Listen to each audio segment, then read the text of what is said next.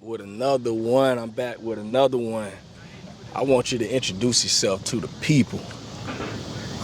Quinton Mitchell from Williston, Florida. Went to Williston High School. I did 4 years at Toledo, and now I'm a part of the Philadelphia Eagles, cornerback. Big time, man. Y'all, listen, to see somebody like this, man, come from where he's come from, man, it's huge, and it's a motivation to a lot of these kids, man. Just how'd you get your start, man? When you started? Yeah, I started as a JIT, so I started like 5, 6 years old. My dad over there, he introduced me to football. He actually started his own organization, the Williston Raiders. Okay. And I've just been playing since then, just in the backyard, on the football field with my friends, just playing football everywhere, every day. That's what's up. Man, if you had to give any advice to these young kids, what would you say to a young kid that's trying to get to that level? Like, what would be like, if you just had to give them one piece of advice, what would you say to them? I'll just say persevere, just keep going.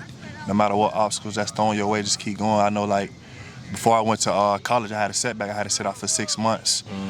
So at that time, just everything was shaking up. Didn't know what to expect. But I just kept my head down and kept working, and now I'm here. But I still feel like I ain't achieved nothing. Still got to make my stamp in the league and just prove myself again. So that's how I feel right now. Real talk. You got how many more months before the season? Because y'all wouldn't start. Y'all September. Okay. Yeah, I think so September 9th. About 2 months. So okay. We done had like a 6-week break. So I just been grinding, trying to get my mind right and body right for the season. Just go have a breakout year.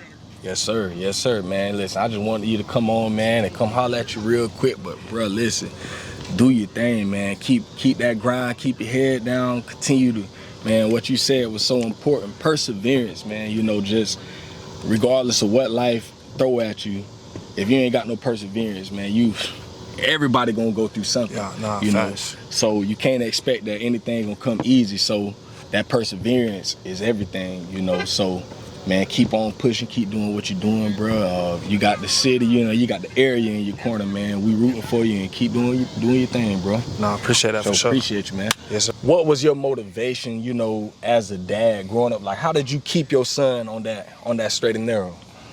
Well, it's never easy because there's so much stuff out there that can grasp the kids' attention and things like that. But I mostly use the things that stopped me, because I also went to Troy State University. Okay. So the things that hindered me, I would also bring those up to him and show him the things that could be in the path for him, where he can make the right decisions. And then I also will use other athletes or other high schoolers who may have stumbled from in between to getting to their set goals, and the things that they went through to try to keep him focused on what he needed to do. And I also would tell him, especially when he did make it to college, I told him to commit himself for 4 years, and then he can enjoy the rest of his life. And that means cut down on the partying, cut down on all the extra stuff that wasn't inside of the goals that he had set. No, that's so real, bro. That's some real stuff there, and I think that's something that's a question for a lot of dads, because everybody got that goal. If your kid is playing something, doing something, you always want them to reach that pinnacle where they get to that professional point. And it's just difficult at times, when you got all these other things, all this outside stuff trying to come in, so distractions, social media. So true. Man, so you got that, and to keep a young man on that straight and narrow like that, I can't do nothing but give you props, man, because this the type of stuff, we need people like you to be highlighted, because especially being a black dad, and a lot of times in the media, we get a bad reputation, because of what a lot of other people do. People like to say deadbeats and absent fathers and all this stuff. But when you see a man like you who's really there in the trenches, in the paint, man, we got to be able to highlight you and what you're doing, because it takes a lot in raising children. Yes. Another thing, you just got to be completely open and honest with them. A lot of parents' mistakes I think that they make is they don't show the kids the mistakes that they made.